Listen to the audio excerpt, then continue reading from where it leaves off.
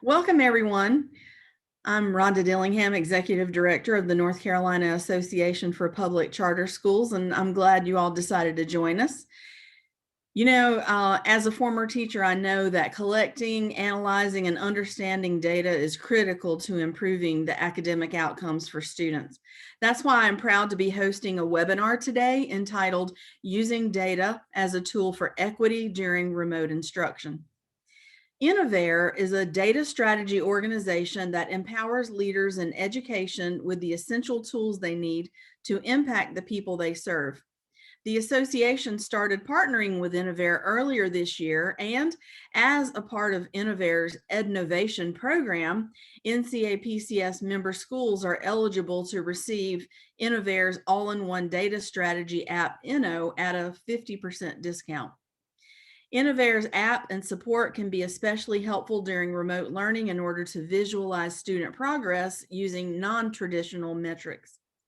We're excited to welcome Nick Freeman, the president of Innovare, and Lauren Cutuli, the strategic partnerships manager at Innovare today. They'll be leading our conversation on how we can use data as a tool for equity. Welcome, Nick and Lauren. Thank you so much, Rhonda. We are very grateful to be here today with you and leaders from your organization. And we'd love to hear from the group that is here with us today. If you want to take a moment to write in the chat your name, the school that you are coming from, and any highlights from the week. We'd love to hear what's going well in your schools right now. And as you do that, we will share a little bit about ourselves. Nick, do you want to take us from here? Yes, no, thank you, Lauren, and thank you for everybody here with us today. Super excited to share a little bit more about Innovare. As the introduction mentioned, my name is Nick Freeman. I'm the co-founder and president with Innovare, and where we have an application around data and strategy. As you typically know, in the education space, I typically say we're super data rich and just want to become a little bit more data savvy. Our data typically exists within siloed system, whether it's our academic data, whether it's our end of course data, our end of semester data, our attendance data, our financial data, our HR information, and our teacher competency information, like all typically living in various systems. So that's the first thing we do at Innovare, is centralize all that information into one usable format and visualize dashboard. And we don't come in with a cookie cutter approach to kind of say, hey, here's your academic dashboard, here's your financial dashboard. We really work together to really build those insightful dashboards for you. The second half of Inno really is the strategy side, right? This is where we really want to start documenting the strategic plans that we have and really thinking about, implementation and the effectiveness of it. So this is where we're developing theories of action, coming up with, cycles of learning and developing out our, key action strategies and assigning them to our team members. So again, not only providing the insights around the data, but also bringing the strategy that's going to help us improve those outcomes as we're thinking about our school report cards and our performance report cards. How do we ensure that we always have that insight? So again, our Innovare was founded in 2017. So myself and one of my other co-founders were actually data strategists in Chicago public schools, where we actually did this work in the district. And again, the siloed and fractured data systems and infrastructures that we saw really was just, for us, we saw that pain point, and we saw that pain point existed kind of across the country. Our third partner came over from Google to help us really build out the application. That's when we launched in 2017.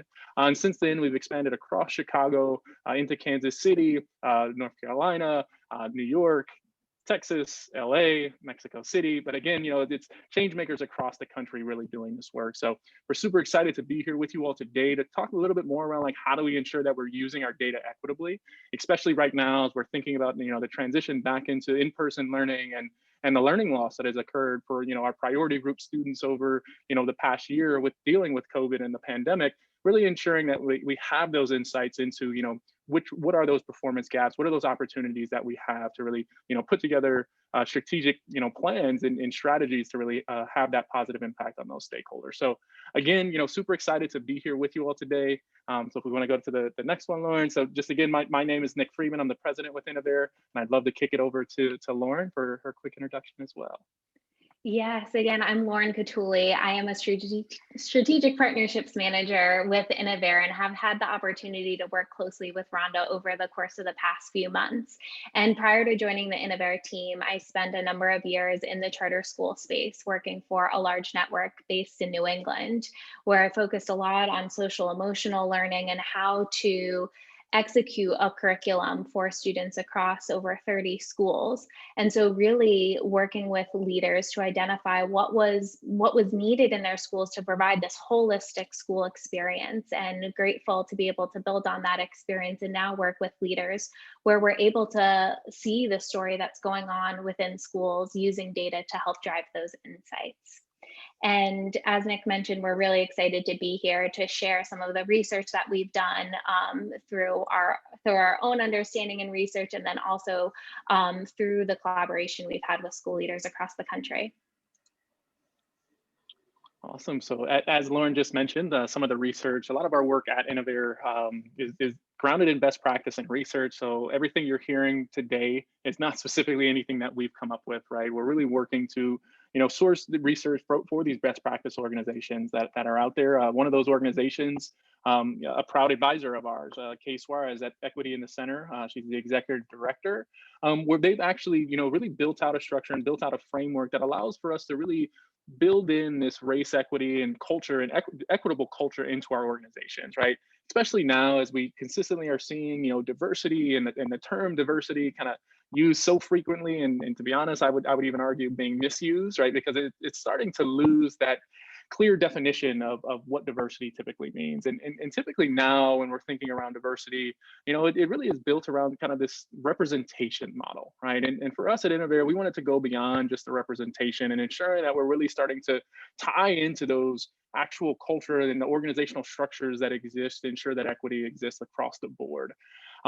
So really when we're thinking about this work and we're thinking about, those roles and those processes and the practices that, have those impacts on, whether it's people experiencing disabilities or people of color, really being able to kind of see across these key pillars, right? In this race equity cycle, as we're thinking about closing, the leadership gap or the untapped potential of diverse teams to make sure that we have different stakeholder groups, or thinking about kind of the outcomes that we know exist, right? When we talk about education, or when we talk about the wealth gap, instability, or incarceration, right? Knowing and ensuring that we have systems and structures in place that really align to this race equity cycle, and really kind of putting this race equity cycle into kind of 3 stages that exist within organizations. It kind of goes from this what's called an awake category. So again, that's kind of that primary lens on representation, just making sure that we're increasing representation of particular priority groups as well. In that woke stage, typically we've moved on from just inclusion, but are starting to move into the changes in behaviors and policies and practices that exist. And really in that work stage, this is where, we're really starting to ingrain this equitable lens in all aspects of our organization, right? So here you see those 6 or the drivers across the board around senior leaders, data, organizational culture, board of directors, community, and managers.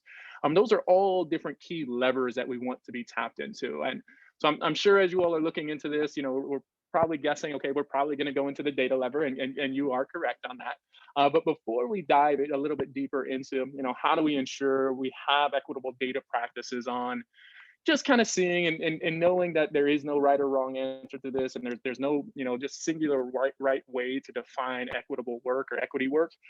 How would we, so we have to determine, where we are. But again, if we could move into the chat and just kind of give a sense on where do we believe we are in this cycle? Are we kind of in this awake category where we're, thinking about, how do we increase and be more inclusive in our work? Or have we moved into that woke where we're starting to really develop, the behaviors and policies and practice and put those into place? Or even into that work category where we're really starting to ingrain that equity lens throughout all of our work? If we could just drop into the chat really quickly, where do we believe we fall on that category? Is it awake? Is it woke? Or is it work?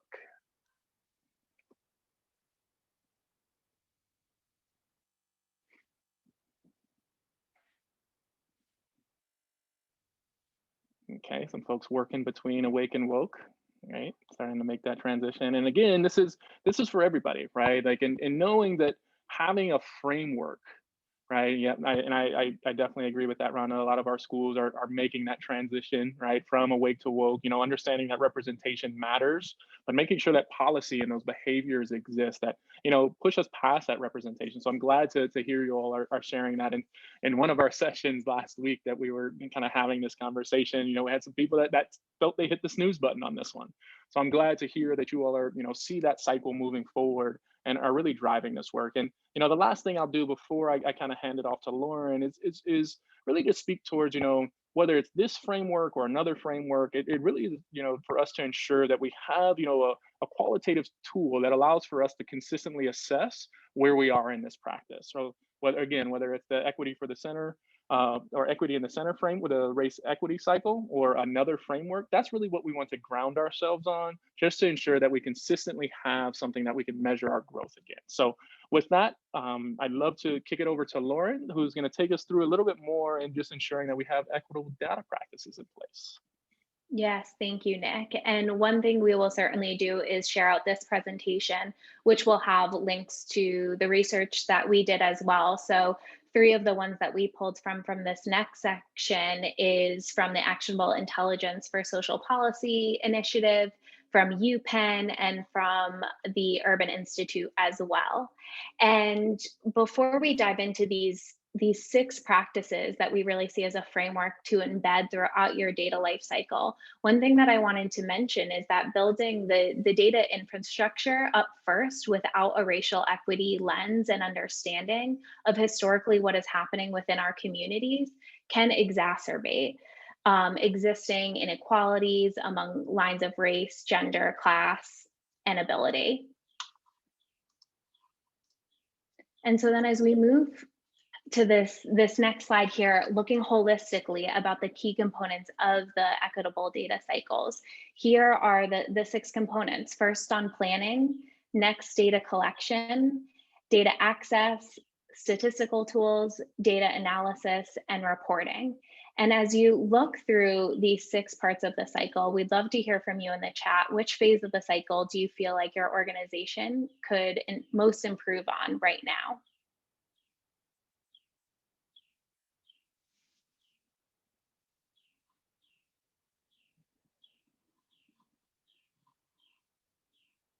And we'll go into these in a bit more detail as we move through the next few slides. So as we do that, if one stands out as this is one that you want to improve on, or this is one that you have questions about, feel free to drop that right in the chat. I see analysis come through. We'll definitely, another analysis. That's something that we'll be able to uncover together as we move through these next few slides. So first, on planning. This is a point in time when we're just starting a project, and really there's so much momentum and desire to want to move forward and move quickly, knowing that there are a number of deadlines and goals that we're trying to reach. And sometimes that momentum and that desire can push us forward without taking a moment to pause and identifying the equity lens and frameworks that we want to be using. So we really encourage bringing racial equity frameworks from the very beginning in that planning stage, when you're identifying stakeholders, articulating a mission or purpose for the data that you're seeking to analyze and report back on, and then also developing an understanding of, again, the historical context, whether that's along lines of racial, social, or any other lines of difference, and looking at what has been happening within the community so far. And then additionally is creating the project plan and ensuring that not only in this planning process, but as we move through those other 5 stages as well, we are taking the time to pause and reflect and ask ourselves these critical questions. So 2 other points to make here is really seeking to include communities' interests from the beginning, and then again, identifying that framework from the start. Next is on data collection. So first, ensuring that we're adhering to data management best practices and secure data as they are collected. And really, as we look at this first process here around data collection, it's important that we're ensuring the data collection and use policies reflect and respect the rights of the individuals who we're gathering data on, and that we're working to develop with and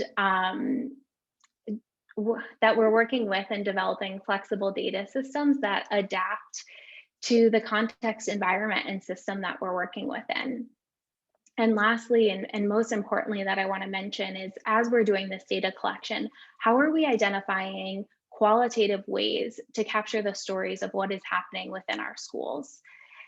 The data points can be so helpful, but as so many of you know, there's so much that does happen within the school setting that goes beyond the numbers, things that we're seeing and hearing in the classrooms, and certainly in the remote setting, that we want to find ways of capturing so that we can really understand the holistic student experience and the holistic staff and community experience as well. And the next is on data access. So as you see here, and as so many of you know, there's different access to different levels of data. So some data is open, some is restricted, some data is unavailable given certain laws and policies in place. And here we really want to be identifying from the start which data is open, restricted, and which is unavailable. And recognizing that both restricting and opening access to data can lead to equity concerns as well. And the risks and benefits should be carefully considered. One of the things that I found in going through the research, and what I would encourage leaders to do as well, is have a series of questions where we're in every part of the cycle, where we're pausing and reflecting and saying, do I have a plan for this? Do I have a plan for data access? Who else should be considered? Have I talked to all of the stakeholders? And is there anything else that we haven't considered yet that we should? So giving this moment to pause and really reflect on how we want to be using the data based on how it's available. Nick, is there anything that you would add here?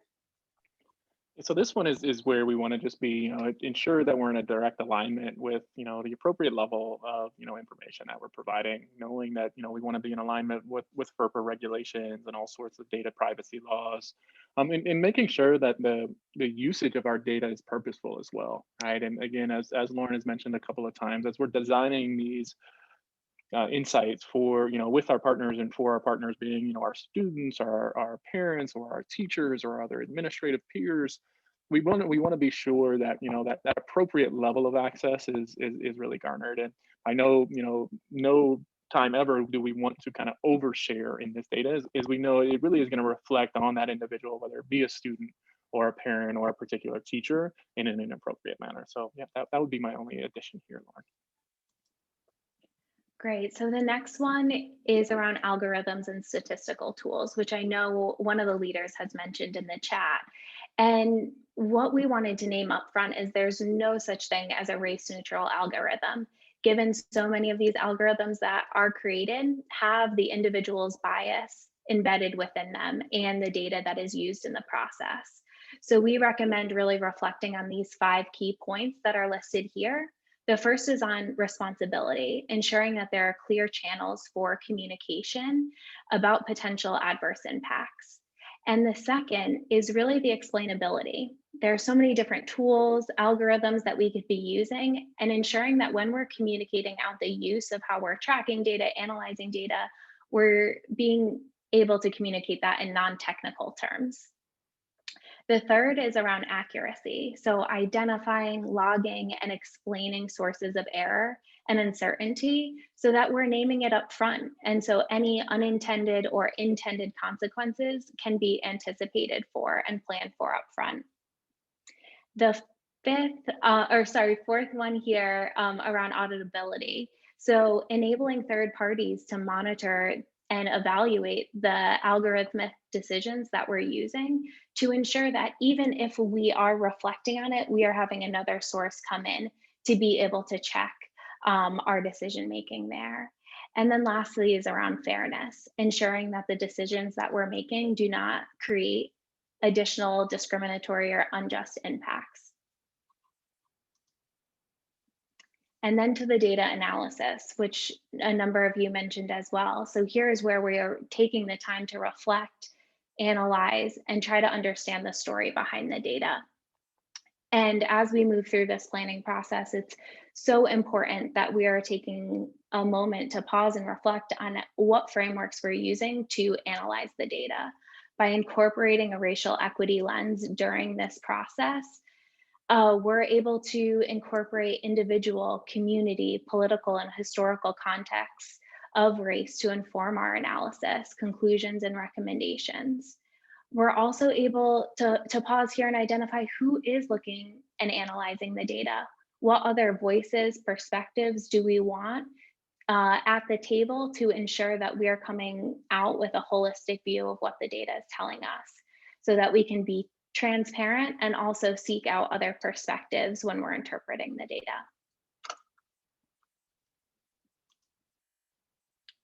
And then as we move into the reporting and dissemination, it's critical that we're again thinking about who is involved in this process, who our stakeholders are, and centering racial equity by paying attention to which data is being highlighted as we're sharing it out, how it is being framed, and then certainly how we're presenting this out.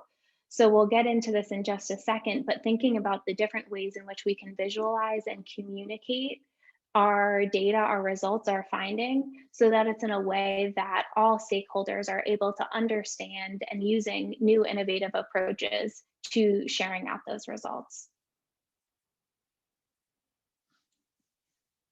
So in just a second, we are going to move into some of those visualizations and how we can embed that into our data cycle as well, where we're focusing on areas where we want to be more inclusive when presenting the data.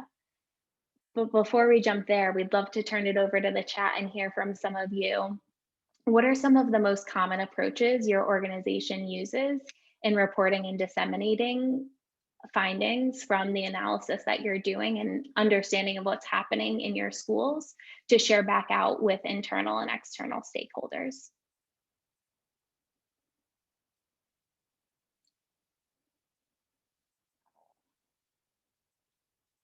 And maybe that is how we're sharing this out to boards. How are we sharing it out to parents?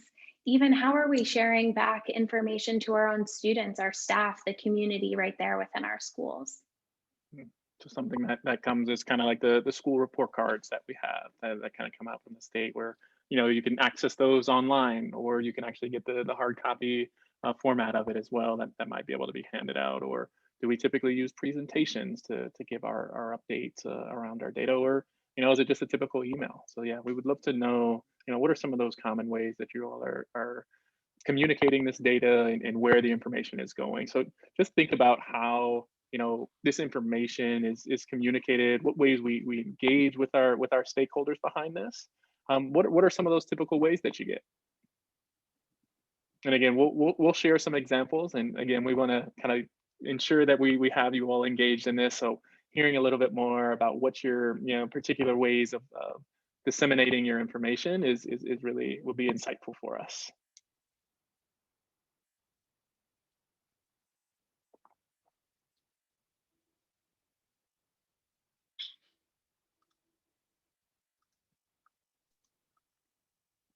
Feel free to drop any of those reflections in the chat as we go. And as we move into some of these examples of visualizations, some ideas may pop up of ones that you've used in the past of sharing out that information, and we'd love to hear from you on that.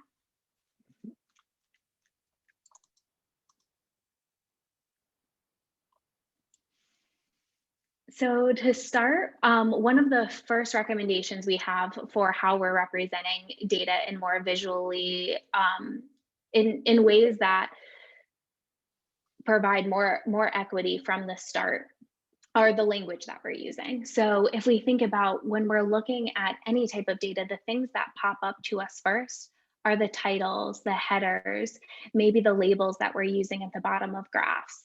And ensuring that we are taking a moment to reflect on using people first language. So an example would be using people experiencing homelessness versus homeless people, or people who are experiencing disabilities versus disabled people. Really centering the human aspect of the data first and foremost, because as I mentioned a few moments ago, there is so much more behind the data, and we want to make sure that we are providing the appropriate language and description to the story that we're trying to cover. Yeah, and I just kind of add in on that one, Lauren, that's key, right? Like we want our data to represent, individuals, right? We want our data to be, more empathetic with, what we're representing, and, making sure that our data is truly telling that story, and using this people first language, and kind of as Lauren mentioned earlier as well, when we're in the planning process, right? Really engaging with those people to understand, what is going to be most useful, what are those stories to be told, is really where we want to center around this. But definitely, this is one of those pieces when you're looking at the top of a dashboard, and you're just understanding the language that's used, you'll really be able to see, the depiction of, how we're looking at success or not success, right? Are we using, at-risk definition, or are we using an off-track definition? Right, those simple kind of tweaks to language can be really impactful for how we look at our data, how what insights that data is telling, and really can give us a depiction of how we really see the individuals, whether it be students, parents, teachers, or other, administration or schools, how we really see those folks. So again, we want to be very particular and protect that, just to ensure that we do bring this empathetic approach to all of our data visualizations, how we're putting reports out, and how we're talking about data as well. So just wanted to kind of add that piece in, because I think this is so important. And just again, how we even speak around data, we have to be very conscious of the unintended negative impacts that can happen from how we articulate our data. Yeah, and I think that segues into this next piece, which is around the purposeful ordering of data labels and the colors that we're using to represent the data that we're showing. So how can we work through the use of labels and colors, provide some consistency to ensure that there's certain color that there's consistency for people with certain color vision deficiencies, and that there's enough contrast between the colors that we're using so people can identify that there are different subsets of data being represented. And then thirdly, ensuring the color palettes are not reinforcing gender or racial stereotypes. So we provided two examples here. The first one, example number one, as you see here, the majority of races aside from white are labeled with a shade of red. Whereas when we look at this example number two, we see a larger scale of colors being represented, and not white being labeled as blue, or the sole color being pulled out as we see in example one. There's more variation. And one of the things that we also pulled and reflected on is the picture up top is actually from the North Carolina report card, where we saw this variation of color across gender, across race, and seeing different labels being used here. So that is, if you want to see more examples within the North Carolina context, I would definitely recommend going into the report card and seeing how there are a number of examples of this type of strategy being used.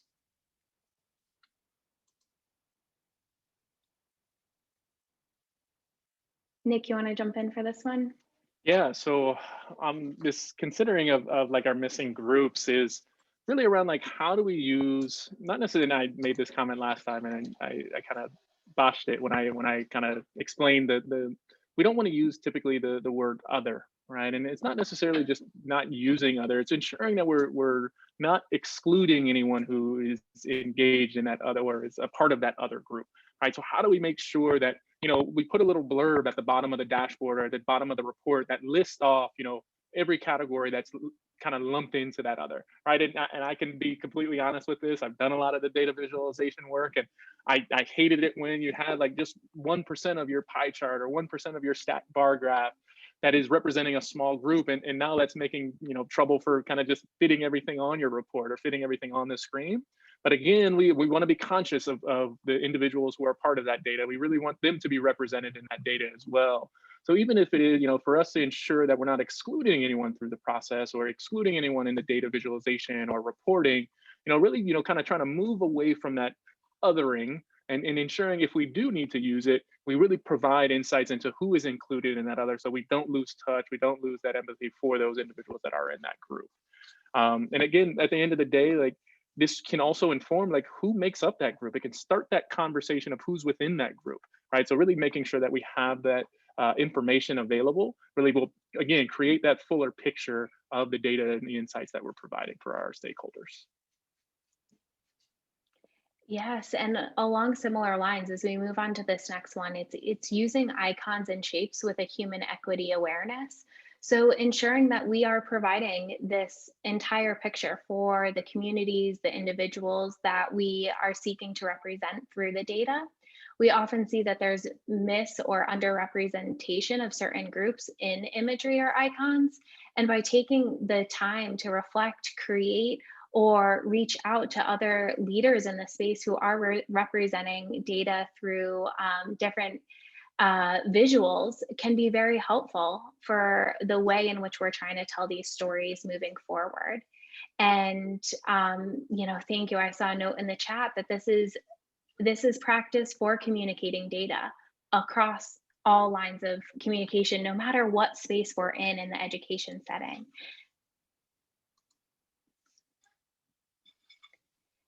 And then the next one here is demonstrating empathy. So you'll see a few visuals here on the screen, and this is another way that we can seek to represent the data in a different use of charts and visuals. And when showing data about people, we're able to use certain design strategies that help the audiences connect with those people on a deeper level. So in thinking back to what we talked about in terms of those frameworks, like how are we thinking about who's actually seeing this data at the end, and how can we bridge that sense of connection?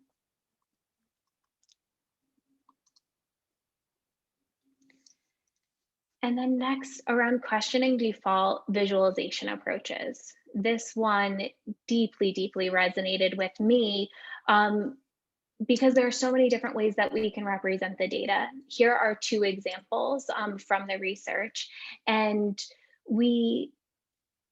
I know for myself, I can default to using certain visualizations over and over. And how does that reinforce certain types of inequity that if I pause, reflect, and am able to use different types of approaches, like the one we even see on the right, which silos out the data a bit more, while aggregating the data in one up in the top left-hand corner, we're able to see a deeper story of what is happening within the data itself. And I would say these two examples as well provide this layering on approach of how we're using labels, how we're using colors, and the visualization to represent an entire picture of what may be happening within the school. Nick, is there anything else you would add here on this? So, yeah, this one is, I think, is really interesting, just because if you just look at how we've typically reported data historically, and when we talk about wanting to be insightful in our data, kind of the chart we see on the left-hand side is typically what we see. And to be honest, it's not providing any new insights for us, right? This information, as Lauren was just talking about, has kind of been the status quo, right? If you show me any academic performance data, like I can pretty much bet, our white students and our Asian students are going to be at the top of that graph. Our African American students are going to be at the bottom of the graph, right? So ensuring that we're really being insightful and truly talking through the impacts of each of those priority groups, right? So not just always comparing our races against each other, but being able to celebrate the wins of some of our priority groups as well, right? So now not only taking into context like, hey, our African American students have been outperforming, but why not look at that as our African American students have actually been increasing in performance over time. Though their peers have been increasing at the same time, we still want to be able to tell that success story and bring kind of that again, and I'm kind of seeing in the chat that humane aspect behind it to celebrate some of those small wins.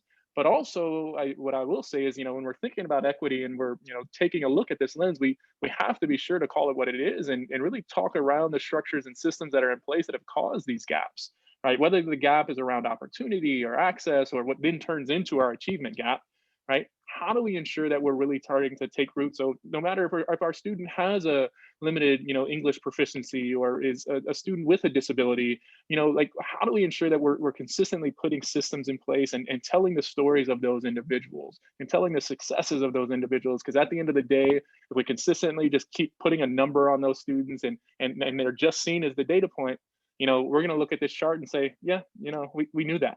Right. So again, how do we push insights out of our data? How do we really challenge the way we've looked at data historically, and knowing that, again, data is going to tell that story.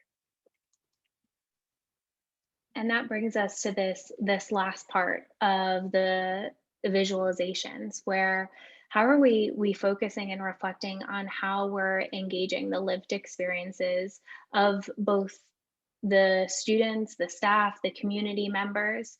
It's important, as we have mentioned throughout this session so far, to recognize that the data points we are looking at are real people. They're real experiences.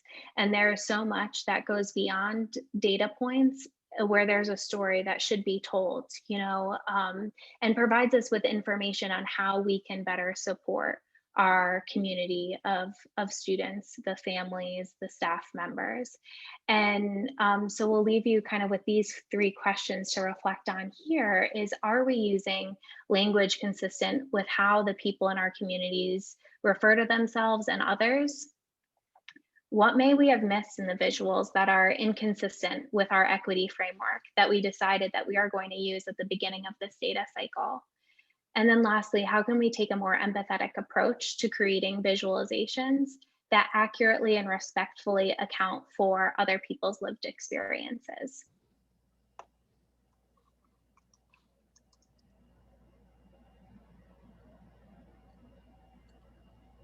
Yeah, and so with that, I'm going to go ahead and take us into just a little bit more of the visualization behind it, right? And really speak a little bit more around the process that we bring to the table at Innovare and how we design these data visualizations with our partners to ensure that, again, they're providing those insights, we're bringing in, that equitable lens, and we really are ensuring that we're meeting the need of that stakeholder. So let me go ahead and share my screen with everyone now. I think everybody should see my screen now, correct? Yeah, okay, yeah. Perfect. Yes. Okay, so here is that landing page that we have of Inno. So it's that data and strategy application that really brings together, the centralized system. So whether it's your student performance data, as I mentioned, kind of any of your progress monitoring data that you're using to, prepare for those end of course or end of grade level of assessments, right? When we're thinking about how do we track graduation rates, when we're thinking around how do we track, teacher professional practice, it might be that we're using the Danielson framework for coaching and feedback for our teachers, or the NEE framework, or one of the multiple systems that are out there, right? The first thing that we do is really centralize those systems for our partners. So in the development of our data visualization, you're looking at an example right here.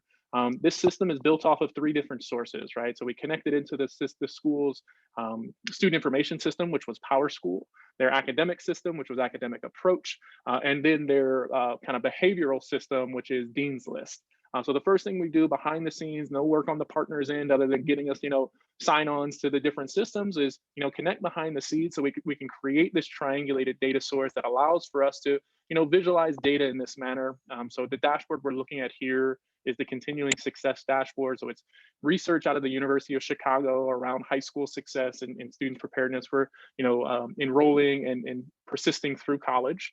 So you can kind of see kind of those categories from that 3.0 plus into, our off track, but 0Fs, into some failures. And in that off track category, you have some attendance trends and GPA trends. But again, this is at that high level. More of what our board, what our district, level team would be looking at as far as analysis. And then most importantly, being able to kind of like slice and dice our data, right? So we can dive into the insights of our African-American 9th graders, which research will tell us are the students who are, most often going to fall into this off-track category, right? So as I was talking about before, not just taking the data for what it tells us, but starting to use that research behind the scenes to look into that particular priority group and tap into, again, our African-American students, and maybe we particularly only want to look into our 9th graders, right? So we have a particular lens of what that performance looks like, right? So now we can see, the adjustment. This is, again, at that high level. Another thing that we always preach at Innovare is really around data literacy as well.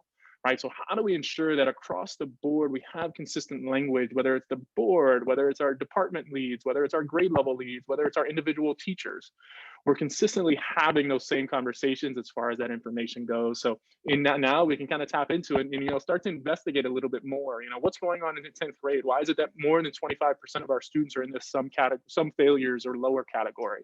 Starting to be able to kind of see those heat maps of where our students are falling and as it pertains to, you know, attendance and GPA and their out of school suspensions. Again, still being able to track over time or seeing those priority groups, you know, then, you know, one more level down, starting to individualize those students, right? Starting to tap into, okay, who are our 51 students that are off track? And most importantly, of those 51, who are those 2 that are here 100% of the time, but still off track, right? And then lastly, getting down into that individualized teacher level where we can provide insights and provide that personalized visualization for that teacher to have that one-on-one conversation where we're having that same conversation around these on-track categories. We can see attendance rates over time. We can see grade performance over time as well. But again, all of this information being able to provide this powerful insight. And again, as we mentioned before, you know, we're really centered around this human-centered design, and we really want to be empathetic with not only our stakeholders that we're building the visualizations for, but the folks that are using them as well. So as a part of our design process, as we go through our work, is really being able to embed and ensure that we're hearing the voice of our partners, right? So after we understand the goals that our partners are working on, we go through this design solution where it ensures that, you know, we understand who that key user of the dashboard is going to be. You know, what metrics are we capturing and how are we going to be developing? You know, are we talking around, you know, graduation rates? Are we talking about our end of course grades? Are we talking about our, you know, attendance scores? Where is this information coming from? Do we have sources that we're connecting to? Are we using a couple of different intervention tools, maybe iExcel or iReady or iStation or one of the many that are out there? Again, how do we connect and triangulate that information? How do we build out, you know, the insights, right? Do we want to see these trends over time? Do we want to see a stacked bar graph so we can see our grade level in comparison? Do we want to see our comparative nature of our race or gender, IEP status, the LEP status, whatever it may be? And then most importantly, we want to, you know, drive action, right? As I was talking about kind of on that one slide where, you know, we want to be sure that the data is giving us an insight to what we're going to do next, right? Because at Inno, right, I can show you, you know, plenty of other dashboards that we've created, whether it's financial dashboards, whether it's, you know, performance dashboards as far as it aligns to a framework. But the goal really is to move to a particular strategy, right? And get into that strategy where we're now developing, you know, kind of that particular theory of action around, you know, again, I saw in some of the school report cards, you all have your strategic plans as well, right? So this is a place where those strategic plans could live and breathe and have a place where, you know, we document, you know, what are, you know, if we do, then we'll see, which will lead to theory of action statement. We'll define a key metric of success that will tie back to our overall dashboard to help us progress monitor towards. And then lastly, you know, we'll have those key cycles of learning, right? I typically hear a ton about, you know, 3-year, 5-year goal strategies, right? I think if anything we've learned over this past year is, you know, strategies that are that long are typically going to be adjusted, right? So again, being able to adjust and have these rapid cycles of learning where it's clear on the project management aspect of who's owning what actions are coming up, what's off track, the ability to document and share information, whether it be, you know, that awesome TED talk that you saw or the presentation that was given or the feedback from those, that parent engagement night that we want to kind of link in. What, you know, the application really does is really centralizes all of that for you. So now you have the ability to have insightful data, which is driving your interaction. But you know, at the beginning of all of this and in the development of all of this, and really the purpose behind our session today is really to share, you know, what this work looks like, right? Because again, you know, I could show you all sorts of dashboards, right, that we've developed, whether it's around tracking attendance, whether it's around some of the different ed tech tools that some of our partners are utilizing. But again, we want our data to tell a story, right? And as we're going through that data cycle, we want to ensure that every step of the way, we're bringing in those insights, we're ensuring that it's being informed by our stakeholders. And again, that it's really driving to impact. So I'm super excited to kind of share a little bit more with you all. If there's any questions, I'd be happy to. I don't know, Lauren, I'll kick it back over to you. You can kind of take the screen share back over. But I'm excited to, you know, hear from any of the folks on the call. If there's any particular questions, anywhere you'd like for us to dive a little bit deeper into as it pertains to what we've shared today. And Lauren, I swear I'm going to get you back this Zoom. I just have to find my window. No worries. Yeah, so if anyone has any questions, feel free to come off mute or feel free to write your questions down in the chat.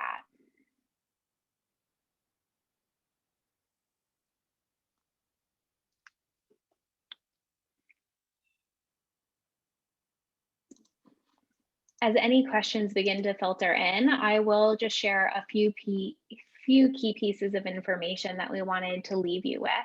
So the first is a link to learning more about the Innovation program. As Rhonda mentioned at the beginning of the call, we have created a partnership with your organization and member schools to be able to provide Inno, the app that Nick just showed, at a 50% discount.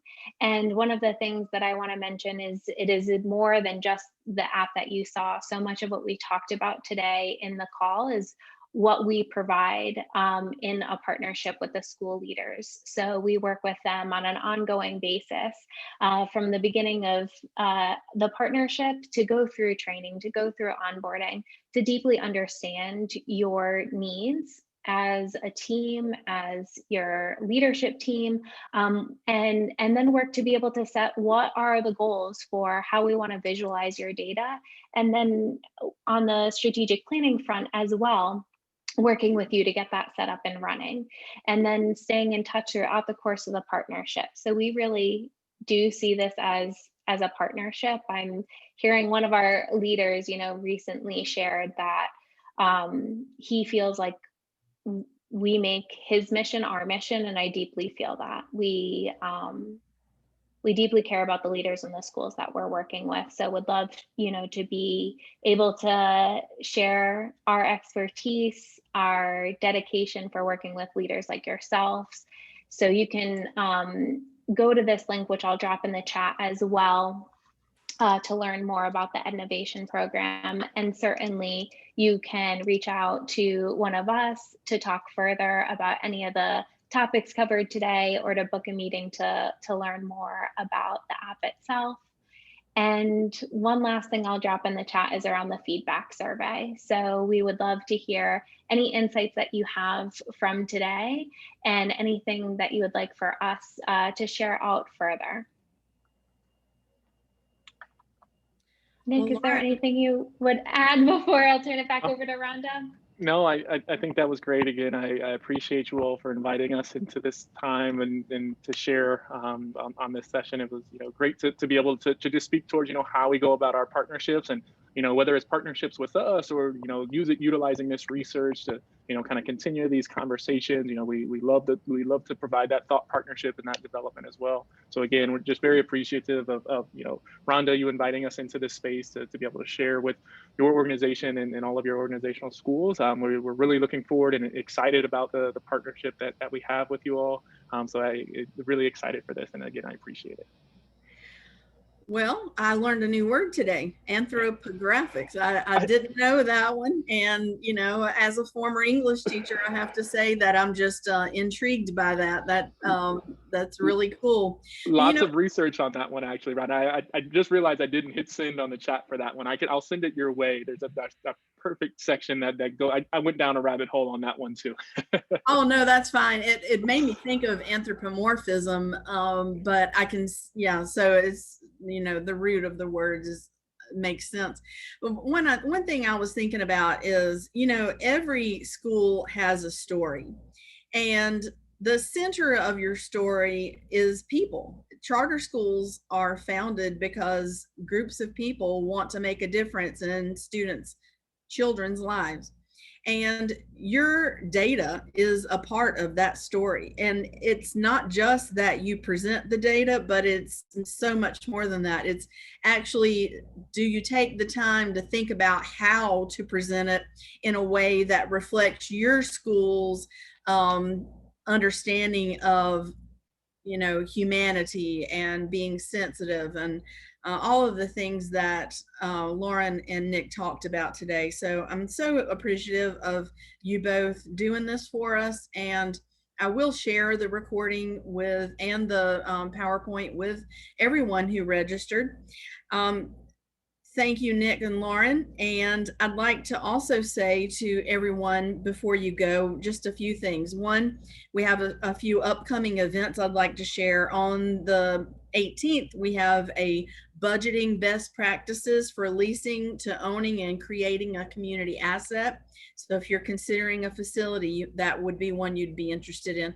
March 23rd, we have our ESSER 101, that is the report you all have to do by the end of the year, eligible school summary report. You're going to learn about why that is so important and how to complete it in a way that is most advantageous for your school. And then there will be a follow-up to that one on April 15th about Title I. Finally, I'll add that we will have our virtual conference this summer, July 15th and 22nd. I welcome everyone to register for that. And if you're interested in presenting a proposal, that call for proposals has gone out. And if you didn't get it, let me know. So Nick, Lauren, everyone, thank you so much. Everybody have a great afternoon. Thank you Have so a great much. one. Thanks again. Have a good one. Thank you. Bye-bye.